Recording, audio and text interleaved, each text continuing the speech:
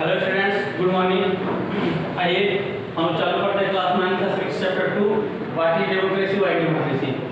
देखो आज का जो टॉपिक है वो ये है कि रूल ऑफ लॉ, कानून का नियम, कानून का राज हो, एंड रिस्पेक्ट फॉर राइट्स, और अधिकारों का सम्मान हो, यानी अधिकारों की सुरक्षा हो और कानून का राज हो, रूल ऑफ लॉ और कानून का शासन हो।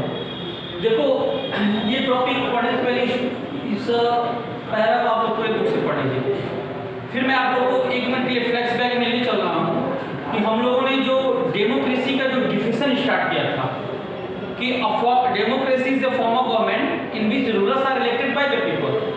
फिर हम लोगों ने जब आगे की केस को स्टडी किया तो फिर हम लोगों ने देखा कि जो रूलर्स हैं, जो इलेक्टेड बाय द पीपल हैं, उन रूलर्स के पास राइट्स होने चाहिए, पॉलिसी डिसीजन मेकिंग का पावर उनके पास होना चाहिए। ऐसा ना हो कि केवल नाम के वो शासक हो और शासक को अनइलेक्टेड पर्सन कर रहा हो। तो इसके लिए जरूरी है कि रूलर्स के पास क्या हो, फुल पावर हो। फिर हम लोगों ने देखा कि चलो रूलर्स के पास फुल पावर तो मिल गया, लेकिन वो जो पावर है उस पावर को सही इस्तेमाल करता हो। फिर हम लोगों ने देखा चाइना और मैक्सिको का केस देखा, उसमें rulers are elected by the people है और रूलर्स के पास इनफ पावर भी है, लेकिन वहाँ फ्री एंड फेयर इलेक्शन नहीं था। फ्री एंड फेयर इलेक्शन क्यों नहीं था? क्योंकि चाइना में एक ही पार्टी, आपके पास कोई अन्य पार्टी का ऑप्शन नहीं था। मैक्सिको का केस आप लोगों को हमने पढ़ाया कि वहाँ अनफेयर प्रैक्टिस था वहाँ पर भी। फिर हमने देखा कि नहीं, डेमोक्रेसी में जो इलेक्शन हो वो फ्री एंड फेयर हो। फिर आगे जब हम पढ़े तो देखा कि फ्री एंड फेयर इलेक्शन तो है, एस्टोनिया में है, सऊदी अरेबिया में है, लेकिन वहाँ वोट देने के अधिकार के मामले में डिस्क्रिमिनेशन है। रिलीजन के बेस पे, जेंडर के बेस पे, कास्ट के बेस पे, रीजन के बेस पे, मतलब क्षेत्र के बेस पे। हमने एस्टोनिया का केस पढ़ा, फिजी का केस पढ़ा, फिर हमने सऊदी अरेबिया का केस पढ़ा कि कैसे वहाँ महिलाओं को वोट देने का 2015 तक अधिकार नहीं था, तो ये जेंडर के बेस पे डिस्क्रिमिनेशन था। फिर हमने और इसमें ऐड किया डेमोक्रेसी में कि कब फुल डेमोक्रेसी माना जाएगा कि हर व्यक्ति को वोट देने का राइट हो, अधिकार हो। ठीक है, चलो हर व्यक्ति को वोट देने का अधिकार भी मिल गया, डेमोक्रेसी का वो भी टर्म एंड कंडीशन फुलफिल कर दिया गया। लेकिन इसके आगे भी दिक्कतें हो सकती हैं। कैसे? तो जब हम पढ़ेंगे तो हमें क्या है कि डेमोक्रेसी में रूल ऑफ लॉ होना चाहिए, कानून का राज होना चाहिए। शासन किसका होना चाहिए? कानून के अनुसार शासन होना चाहिए, व्यक्ति के अनुसार शासन नहीं होना चाहिए। अर्थात जो कॉन्स्टिट्यूशन कहता है, जो आईपीसी कहता है, उसके अकॉर्डिंग काम होना चाहिए कंट्री में, और अधिकारों का समान सुरक्षा होना चाहिए। तो हम इस संबंध में जिम्बाब्वे का केस पढ़ेंगे। देखो जिम्बाब्वे देश था जो व्हाइट लोगों द्वारा क्या रूल किया जा रहा था, मतलब कि गोरों द्वारा उस पर आधिपत्य था, मतलब कि गुलाम था। तो वो जब गुलाम था तो एक जो थे रॉबर्ट मुगाबे नेता थे, उनके दल का नाम था जानु पीएफ। जानु पीएफ जो था वो एक दल था जो इंडिपेंडेंस, आज़ादी की लड़ाई लड़ रहा था। हमारे यहाँ कांग्रेस आज़ादी की लड़ाई लड़ी है, तो उसी तरह से रॉबर्ट मुगाबे जो थे वो जानु पीएफ के चीफ लीडर थे। और क्या हो रहा था इसमें, ये लोग इंडिपेंडेंस, स्वतंत्रता की लड़ाई लड़ रहे थे। फाइनली 1980 में स्वतंत्रता मिल गई जिम्बाब्वे को। जिम्बाब्वे को जब स्वतंत्रता मिली, क्योंकि बहुत ही लोकप्रिय व्यक्ति थे, आज़ादी की लड़ाई लड़े थे, निश्चित तौर पे बहुत जुल्म सहे होंगे, जेल गए होंगे, बहुत सारी दिक्कतें सही होंगी, पॉपुलर लीडर थे। इनके दल का नाम था जानु पीएफ। और क्या हुआ, इनकी सरकार बनी 1980 में। क्या बनी? इनकी सरकार बनी। और इनकी सरकार में क्या होता है कि जब इनकी सरकार बनती है, ये पॉपुलर लीडर थे, तो ये उसके बाद से क्या कि जब ये सरकार में आ गए, देश आजाद हो गया, तो ही used unfair practice in election. चुनाव में अनफेयर प्रैक्टिस ये करने लगे, मतलब कि बेईमानी करके चुनाव जीतने लगे। मतलब कि इनको अब हारना पसंद नहीं था, ये नहीं चाहते थे कि हम चुनाव को हारे, अपने पावर को लॉस करें, सत्ता को खोए। उसके लिए इन्होंने क्या किया कि इलेक्शन अनफेयर प्रैक्टिस करने लगे इलेक्शन में। फिर क्या किया, amended constitution in his favour, मतलब कि संविधान का संशोधन करने लगे अपने पक्ष में। मतलब कि जो उनको, जो राष्ट्रपति के ये प्रेसिडेंट बने ना रॉबर्ट मुगाबे, तो क्या की अनफेयर प्रैक्टिस इलेक्शन में करने लगे, जीतने लगे चुनाव बार-बार। और उसके बाद से क्या किए, amended constitution in his favour, और संविधान में क्या संशोधन करने लगे। क्या संशोधन किए? उसमें राष्ट्रपति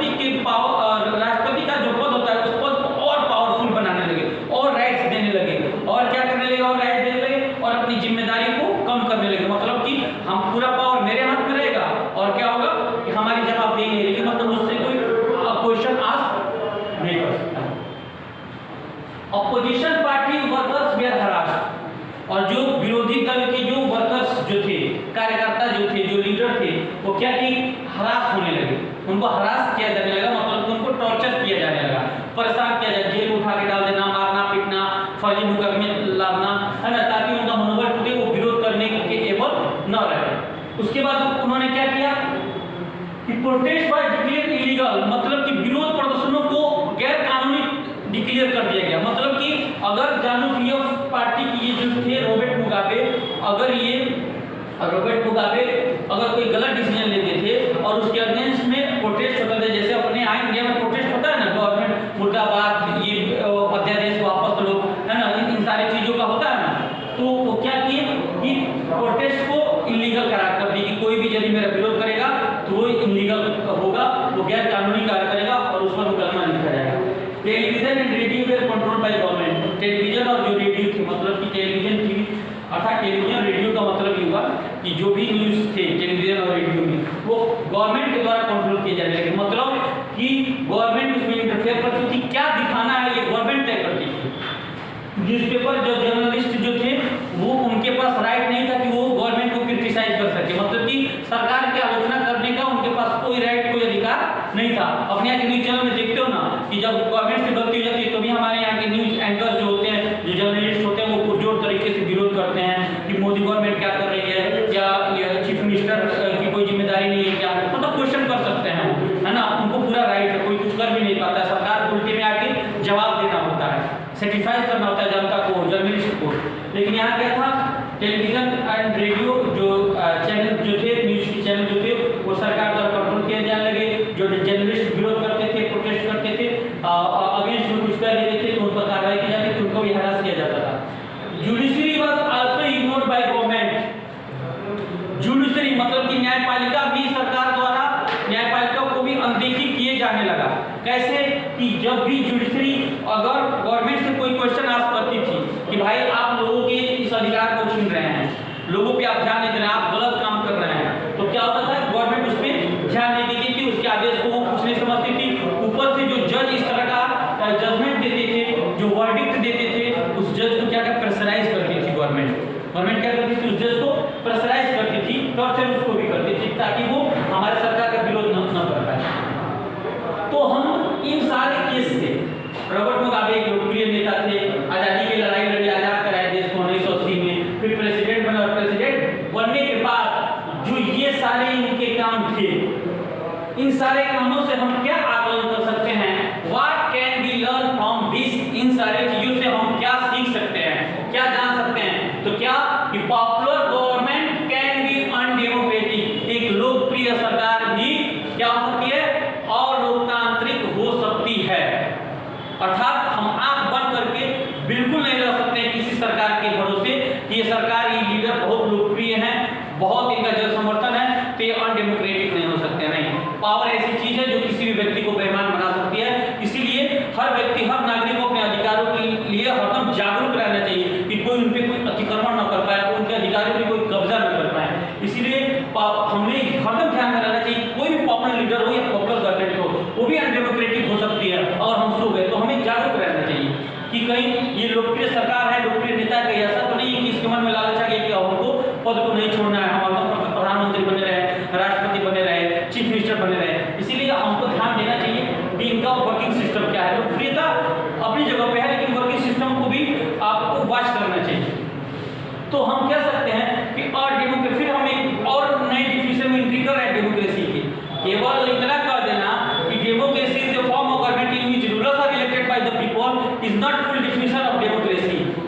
तो हम एक और इसमें ऐड करने जा रहे हैं कि और democratic government rules within limits set by constitutional law and citizen right.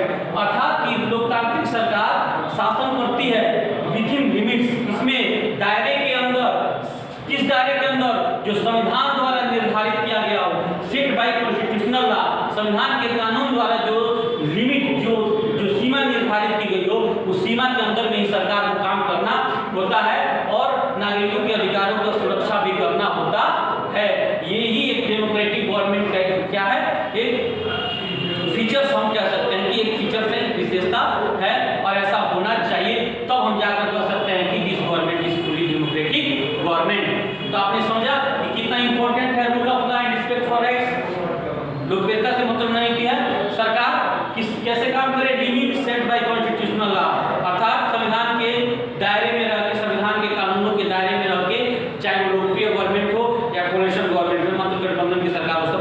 संविधान के दायरे में रह के ही काम करने का अधिकार है। यदि वो संविधान के दायरे के बाहर जाती है तो वो बिल्कुल ही हम उसको कह सकते हैं अनडेमोक्रेटिक गवर्नमेंट है, ये अनफेयर वर्क कर रही है।